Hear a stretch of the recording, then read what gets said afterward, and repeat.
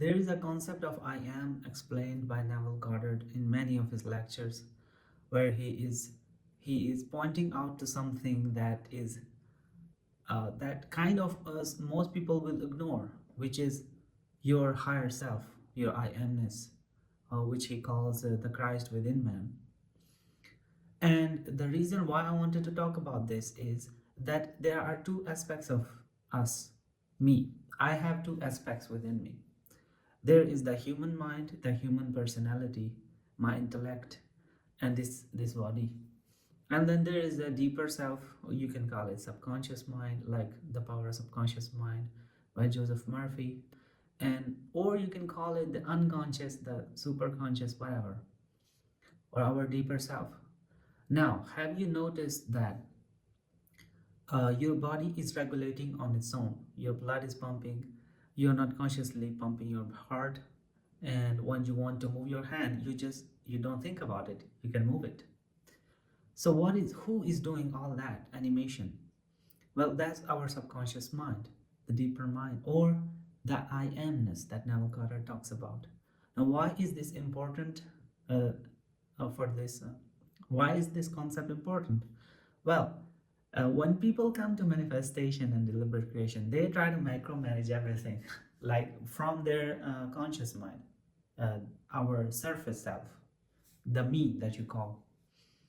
This personality is obsessed with control, uh, while it is powerless in a way, because the me, the human self, is well, it's ego, and it's limited because it does not have the full picture of what's going on. On the other hand, your I amness, your deeper self, it's the essence of God, or a part of that one consciousness that is awake, that is intelligent, and it has individualized itself into us. This self is connected with everything because it's the part of the one consciousness, one mind. So it has the bigger picture. It has the entire plan, how things will unfold, what will happen, how it will happen, which people do I need to bring in to get your desire, which I need to remove from your life to get you to the next level. So what I'm trying to say is there is a plan to this life. We didn't just randomly come here. Our soul has a plan.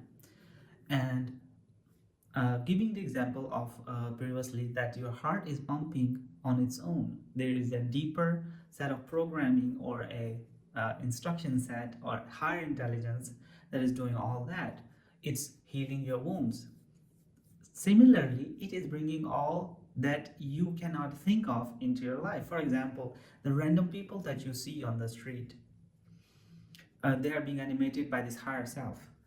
I'm not saying that those people are not real. I'm saying that how they will interact with your life, which people need to come into your life, is what is this higher self is communicating to them, and then you're crossing paths. And what kind of job you will have, what kind of events will unfold in your life. There is a plan here. But that does not mean that it's predestined and you cannot change it. That's the fun part. That's the part of our conscious self to consciously and deliberately change the course of our life with imagination and our spoken word, and with our will, free will or freedom of choice.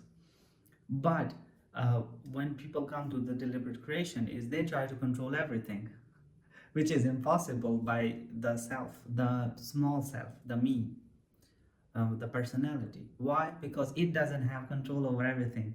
Simple as that. Other people will behave certain way, circumstances will appear in certain way. Your job is not to micromanage things. Your job is to decide what you want. Like, your job is not to find the exact way of how you're gonna make a certain amount of money and when you're gonna make it, and then you will buy your desired house, how you will buy it, which realtor you need to meet. See, so many small details that you don't have access to.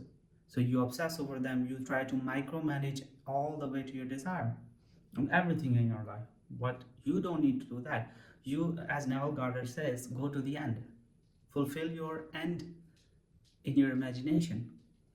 Your job is to decide what you want, if you want to marry some specific person, or if you want to get some car, some house, and you want to be somewhere in another country or whatever, you want to be healthy, you go to the end and you fulfill it with imagination that you have it. Now, all the small details that are going to lead up to that fulfillment, you don't know and you don't need to worry about them.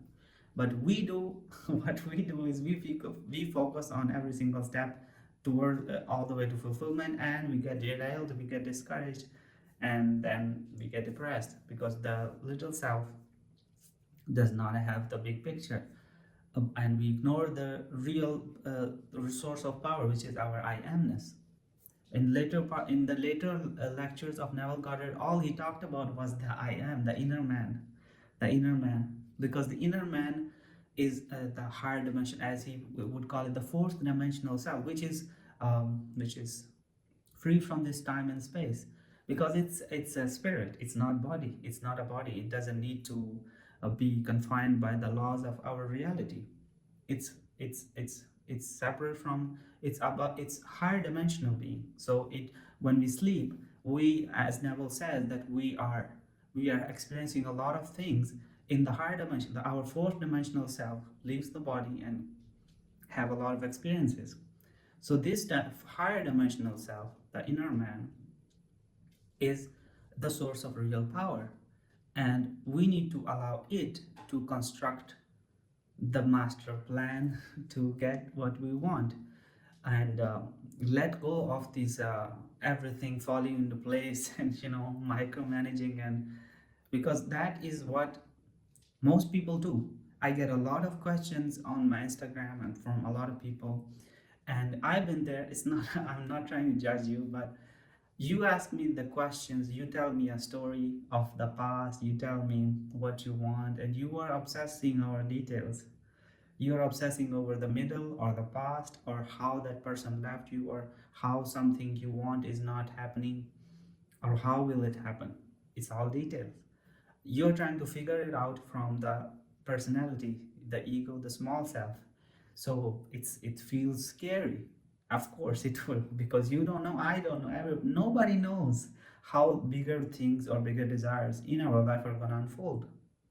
You can only see in the retrospect of how magically your inner self, your fourth dimensional self, manifested it for you, because it has the master plan. It has the omniscient sort of view of the world, because the inner man within me, or the inner man in anybody else, other people, is connected. It's all one mind. So it communicates, it knows everything, it communicates with everybody, and it gets things done, because it will know exactly who to involve, when to involve, and why to involve to get what you want.